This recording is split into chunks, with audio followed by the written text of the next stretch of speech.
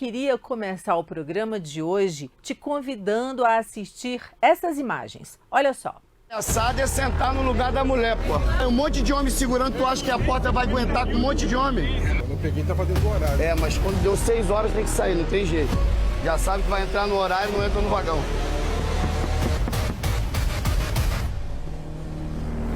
Levanta-te, anda. 6 horas da manhã, só mulher nesse vagão, tá? Obrigado, tá, amigos? Obrigado. Obrigado, tá? Isso aí, moço. Só mulher aqui, né? Só mulher. Tá melhor assim, não tá? Falou em vocês hoje, cara. Anda comigo. Bora. Homens, por favor, no outro vagão. Não, a placa tá grandona aqui, mestre. É que o senhor não viu. Tudo bem, meu amigo? O vagão é feminino, tem que dar lugar pra senhora aqui. 6 às 9, tá? Aqui, ó, só o senhor sai pra aqui. Segura pra ele poder entrar no outro vagão lá, por favor. Ô, amigo, tudo bem? Dá lugar pra essa senhora aqui, por favor.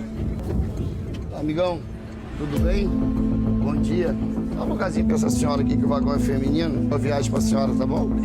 Bom dia, senhoras e senhores. Nesse vagão, de 6 às 9, segundo a lei, só pode ir mulher. Amigão, tem que se deslocar pro outro vagão, tá? Não é palhaçada, não. É a lei mesmo. Bom dia, amigão. Tudo bem? Esse vagão é feminino. Dá um lugar pra essa senhora sentar aqui, por favor. Ajuda o teu amigo aqui. Deus abençoe, tá? Deus abençoe. Eu não tenho homem não, né? Desceram correndo. Desceram correndo? É, estão ficando assustados. Bem? Se eu te perturbo lá no direct. É, fica à vontade. A gente responde, né? Pô, obrigado, tá? Obrigado mesmo. Conta comigo, tá bom, meu irmão? Deus te abençoe. Muito bom receber elogio de homem. Tudo bem? Só mulher nesse vagão aqui. Só mulher de 6 às 9. Ajuda a divulgar pra gente conscientizar. Ah, legal. Me ajuda a divulgar pra gente conscientizar esse povo aí. Tudo bem, meu amigo? O vagão é feminino. Obrigado, boa viagem para as senhoras, tá? Você viu aí, né? Olha que trabalho difícil. Quem faz essa missão todos os dias é o diretor dessa parte que coordena os trens, é o metrô do Rio de Janeiro, é o Charles Batista, servidor público. Ele concedeu uma entrevista exclusiva para a gente. Nessa entrevista, eu perguntei de onde surgiu essa ideia, como é que as pessoas o recebem, a gente já pôde ver aí, qual é a reação da maioria dos homens. Como você pode observar, muitos até sabem que o vagão é feminino, estão sentados e ele tem que pedir para o homem levantar para as mulheres sentarem no lugar. Quer dizer, além do desrespeito às regras, né, de boa convivência, é um desrespeito às leis, porque isso é lei. Aqui em Brasília existe também algo parecido, só que os vagões, ao contrário do Rio de Janeiro, não tem horário certo, né? No Rio de Janeiro são 2 horas de manhã à tarde que as pessoas têm os vagões exclusivos para as mulheres. Aqui, todos os vagões, os 2 primeiros vagões de todos os trens são exclusivos para as mulheres. E aqui, quando eles entram no vagão, eu uso, né, de vez em quando o metrô, a mulherada bota para correr. Vamos ouvir o que o Charles falou? Pode rodar. Tudo bem? Meu nome é Charles Batista, eu sou conselheiro da Agência de Transporte do Estado do Rio de Janeiro e tenho desempenhado um trabalho que protege as nossas mulheres no transporte público do Estado do Rio de Janeiro e fiscalizo, de uma forma geral, as condições desse transporte para que o nosso cidadão possa ter um serviço de qualidade prestado pelas empresas. Na verdade, com as fiscalizações, nós começamos a entender a necessidade da mulher ter um transporte público no qual ela possa ir e vir com segurança e sendo respeitada. Eram muitas reclamações, muitas pessoas deixando os seus trabalhos ou chegando em casa transtornada devido ao assédio, devido à importunação sexual, ao constrangimento. Vimos sim, por isso, a necessidade de agir. Além do que, dentro da minha própria casa, eu tinha um exemplo que minha mãe sempre me contava, que ela foi assediada dentro do trem, e isso fez com que ela passasse a trabalhar sempre nervosa, transtornada, talvez porque pudesse passar por essa situação uma outra vez, e isso fazia com que ela não estivesse bem. Ou seja, além de viver isso na minha própria família, a gente ouvindo as pessoas, as mulheres, a gente viu que essa necessidade é uma necessidade extrema de protegê-las. Com isso, nós podemos dizer que no tripé que diz respeito à fiscalização, conscientização e punição, a fiscalização tem estado muito boa. A punição, nós só vamos fazê-la se não houver a conscientização. E tem tido conscientização sim, porque nós temos visto que a cada dia tem diminuído o número de homens que estão desrespeitando a lei. Vamos continuar trabalhando porque isso vai melhorar. Podemos dizer com isso que o vagão exclusivo, ele é mais do que necessário. Na verdade, nós temos o intuito e o objetivo de transformar esse vagão em uso exclusivo para mulheres durante 24 horas, ou seja, não haver horários específicos, e sinalizar ele de forma a, de repente, as pessoas não entrarem ali desenganadas, dizendo que não sabiam ou que não viram a sinalização. As denúncias, elas têm sido intensificadas e existem, sim, denúncias que ainda relatam problemas relacionados ao vagão feminino, mas, graças a Deus, temos vários depoimentos de que os homens entram no vagão feminino e já se lembram da nossa fiscalização e falam: vou sair daqui que eu não posso passar essa vergonha. Temos recebido apoio feminino e masculino em prol da nossa causa. E o poder público tem trabalhado para dar segurança em todos os vagões para a mulher. Mas é claro que no vagão feminino ela se sente muito mais confortável, porque ali ela não tem talvez um homem encostando nela, algum tipo de constrangimento. O certo é ela poder andar bem em qualquer vagão, mas eu não tenho como negar que no vagão feminino realmente é bem melhor para a mulher. Em relação à responsabilidade no que tange a proteção das mulheres, me pergunto, é uma responsabilidade do Estado, da agência, da polícia? Não. É uma responsabilidade de todos nós.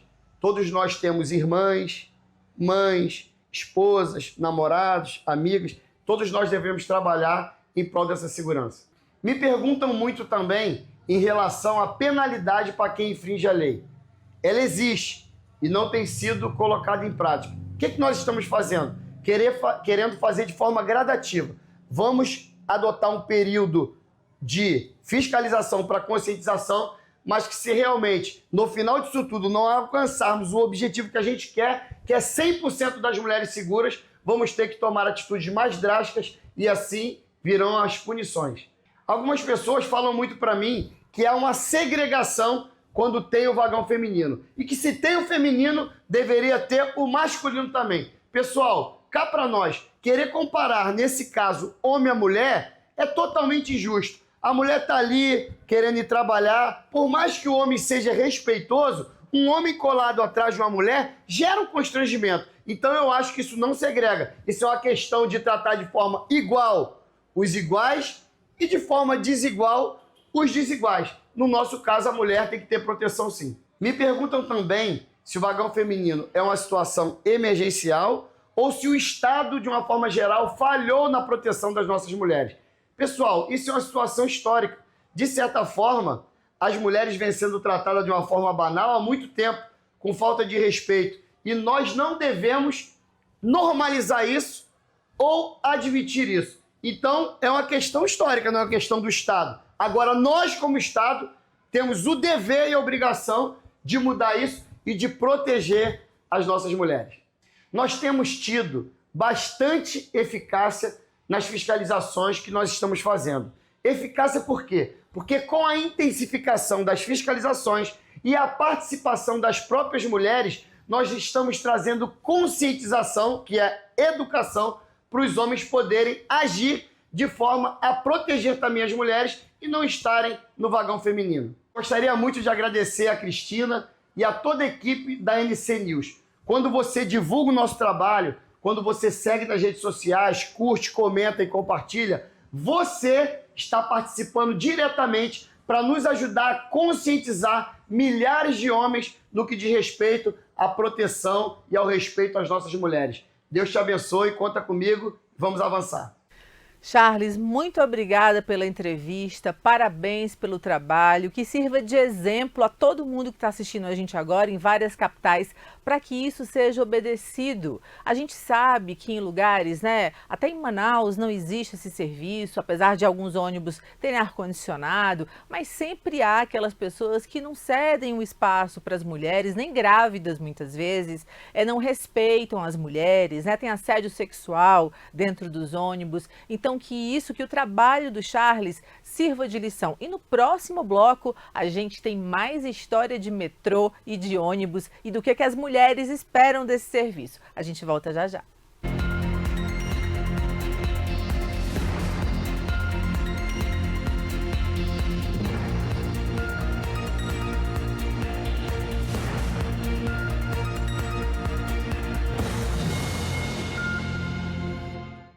No meio da floresta, o coração bate forte no ritmo do Boi Bumbá em Parintins. É ali, pertinho no chão de fábrica em Manaus, é onde o motor da economia acelera. Maninho, é daqui que saem as motocas que invadem o Brasil todo. De norte ao sul, são mais de 1,8 milhão de unidades por ano, quase 5 mil por dia. A cultura encanta, a natureza impressiona, mas é o polo industrial que faz você sonhar com aquela moto turbinada, de marca famosa. E ó, se aveste não. Lá no sertão, essa moto aposentou até o jegue, que agora só quer saber de sombra e água fresca. Ela leva o povo pro trabalho, pro rolê, pra praia. João Pessoa é aquele convite irrecusável. Tem um sol que nasce primeiro, o mar que brilha azul e o povo que brilha mais ainda. Mas aqui também tem indústria, de todo tipo inclusive. Tem de bebida, alimento, bug, plástico, remédio. É o maior parque industrial da Paraíba, com empresas gigantes e de renome mundial, tá? Quem olha pra Manaus, João Pessoa e só enxerga mar, folclore, tá perdendo a chance de fisgar uns bons negócios, vice? Falando em peixe, já visitou o Vero Peso em Belém? Rapaz, tem de tudo. Tambaqui, vatapá, tacacá, simpatia vendida na cuia, do amanhecer até o anoitecer. Por lá é arraial o ano inteiro. E quando chega o círio, a gente se ajoelha e agradece. Mas cuidado pra não ficar sem baixaria. Calma, meu jovem rapaz. Baixaria é o nome do prato mais tradicional do Rio Branco, no Acre. Sim, ele existe. E de baixo, o mar abaixo, no Amapá, não tem nada. Ele vem pulsando a cadência e na força das raízes afro-amazônicas e na presença viva dos povos indígenas. Uma diversidade cultural riquíssima. Bem abaixo da linha do Equador, lá no andar superior do mapa do Brasil. Mais um pouco, a gente chega em Porto Velho, uma capital do norte, sim senhor, mas tem o coração batendo no compasso do Nordeste. É lá, inclusive, que acontece o Arraial Flor do Maracujá, um dos maiores do Brasil e que carrega com orgulho a tradição das festas nordestinas. Forró, quadrilha, bandeirinhas no alto e milho na brasa. Parece até que a gente tá em Campina Grande. E por falar nela, Campina Grande comanda no São João o maior do mundo, mas também é referência em educação. Tem o maior número de doutores do Brasil. É tanto cérebro por metro quadrado que só pode estar todo mundo pensando em como mudar esse país, né não? Indo mais pro alto do mapa, a gente chega em Boa Vista. Sabia, inclusive, que ela foi projetada e inspirada em Paris e BH? Sim, meu jovem. E já que é pra aplaudir de pé, palmas é a caçulinha das capitais. Mas já chegou chegando. Cidade planejada, qualidade de vida nas alturas, setor de serviços bombando e cheio de oportunidades para novos negócios. Fica coladinha com Brasília, que tem o maior PIB do Brasil. Ou seja, até por educação ou curiosidade, você precisa conhecer mais o Norte e o Nordeste. Porque, pensa comigo, tá tudo conectado. Se a gente trabalha aqui, muda a vida lá. Se a gente viaja pra lá, movimenta quem ficou aqui. É, 2 pra lá e 2 pra cá, em volta de uma fogueira grande de oportunidade para sua marca aparecer o ano inteiro. São 8 estados, mais o Distrito Federal, 4 dialetos, 4 biomas e mais de 25 milhões de vozes. Nesse norte, onde existem vários Brasis, tem um grupo norte com você, hoje e a cada um dos 365 dias do ano.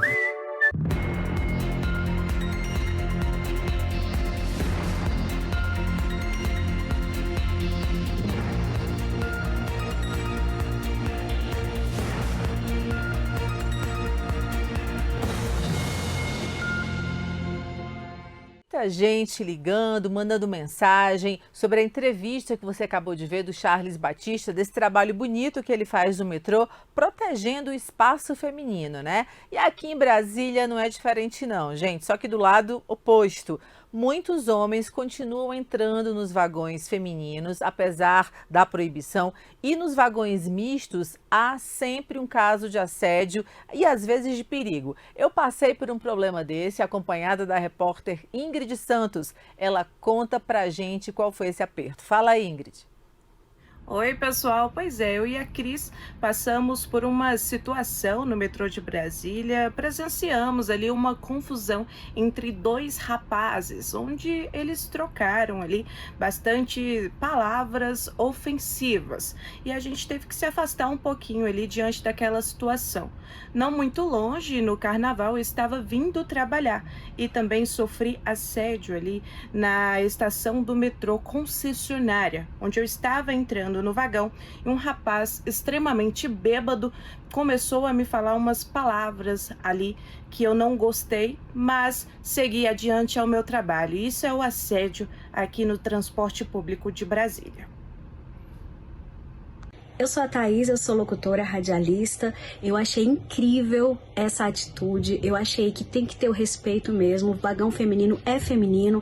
Eu achei que a gente, como usuária, se sente muito mais segura. E é comum a gente ver esse tipo de situação. E nós, mulheres, às vezes ficamos muito sem graça de comentar. Então acaba passando batido. Às vezes a pessoa até sente um olhar ali, mas não é sempre que a gente chega e fala: oi, dá licença, né? Então foi incrível, foi uma atitude maravilhosa. Oi, meu nome é Maria e eu faço uso do transporte público todos os dias, principalmente o metrô.